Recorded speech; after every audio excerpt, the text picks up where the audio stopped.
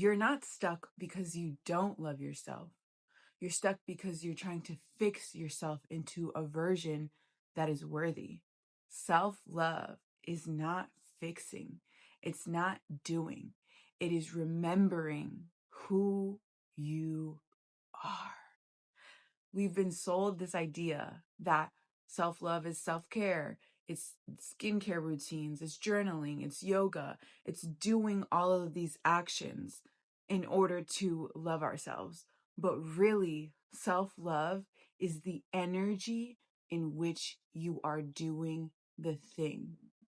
If you are doing your self-love practices from a place of, once I do this and I do this regularly, then I'll be lovable, then you are placing conditions on how you love yourself. There was a long season in my life where I had my routines down: journaling, affirmations, yoga, meditation. And it was like I was doing the thing, but I was doing the thing from a place of performance, from the place of perfection, from the place of performing my worthiness. When in reality, whether I do all the things or I do none of the things, I'm still worthy, I'm still deserving, I'm still lovable. You can do your yoga practice from a place of love or a place of comparison and judgment. You can do your affirmations from a place of, I didn't do this yesterday, or a place of, I love myself down regardless of how long it has been. It's not about what you are doing. It's about the energy in which you are doing the thing. So, are you doing it like to check off the list? Or are you doing it from a place of, I love myself, therefore? Those are completely different energies.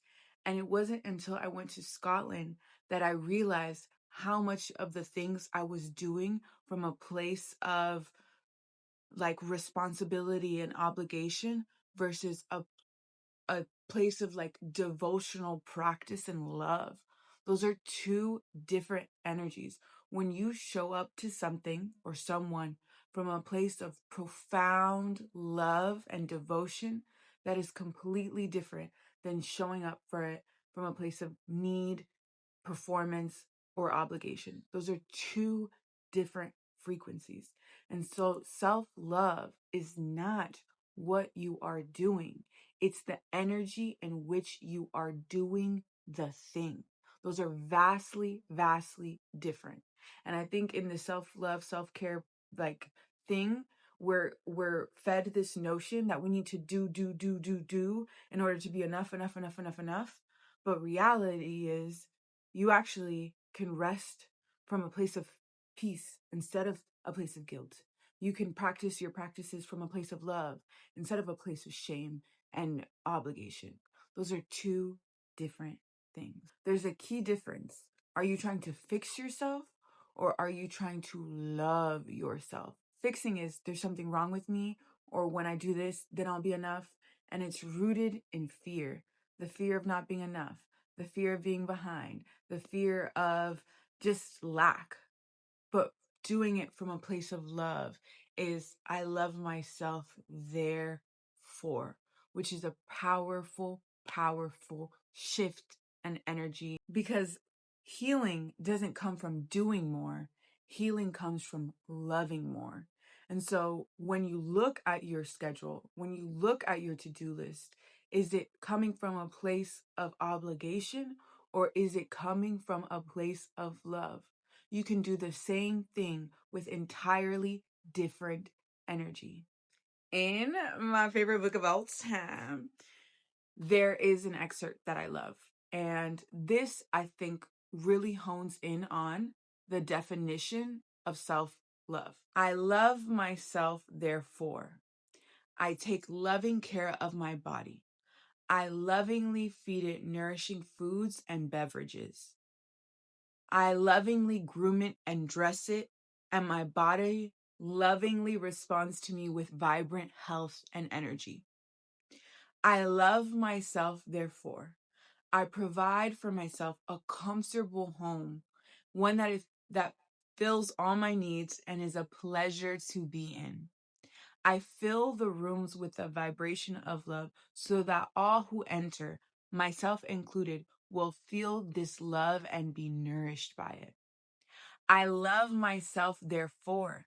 I work at a job I truly enjoy, one that uses my creative talents and abilities, working with and for people I love and who love me, and earning a good income.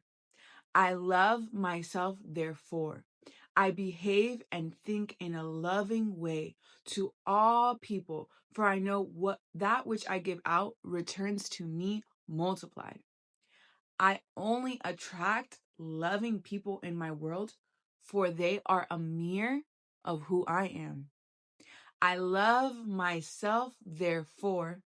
I forgive and totally release the past and all past experiences, and I am free.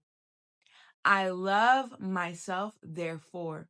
I live totally in the now, experiencing each moment as good, knowing that my future is bright, joyous, and secure. For I'm a beloved child of the universe, and the universe lovingly takes care of me now and forevermore. All is well in my world. That is self-love. I love myself, therefore I do these things. I love myself, therefore I walk away when something is not serving me. I love myself, therefore I advocate for my needs and I stand up for myself. I love myself, therefore I honor myself and I respect myself. I love myself, therefore. It's a profound paradigm shift. And so as you go through your life, instead of being like, oh, I have to do this, or oh, I haven't been doing this, can you shift to, I love myself, therefore? It's so powerful. It's so powerful. This paradigm shift changed how I show up in friendships, how I show up in dating, how I show up at work, how I show up in my life. And recently, like, I kind of fell off my routines and I could feel myself ungrounded and uncentered. But what I came away with was, I love myself, therefore I go back. I love myself, therefore I integrate it again. And it wasn't a place of shame or guilt. It wasn't a place of berating myself because I haven't been doing the things. It's, I love myself, therefore I choose to do the practices that I miss. I missed doing it. And so I lovingly went back. And that is self-love.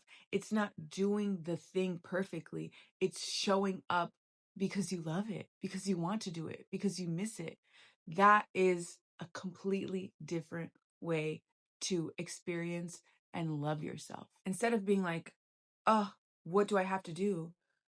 It's, or what do I need to fix? It's, how can I love myself more in the moment? Instead of what is wrong with me, it's, how can I love myself? What do I need? Those are two, answering the same thing, but in a completely different way. And so oftentimes I feel like we need to do this big shift, when really it's how we are talking to ourselves, how we are treating ourselves, and the energy in which we are doing the thing. That shifts your life. That is self-love. That is treating yourself like a gentle person that you cherish, instead of someone that you berate and shame and guilt into change. Because if that worked, you wouldn't be watching this.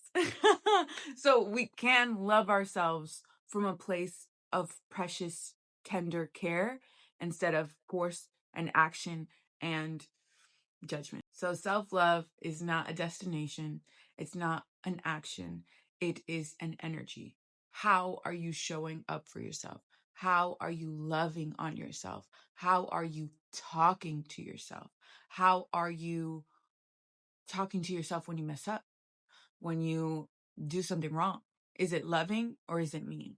Because I promise you, you can always say the same thing in two different ways.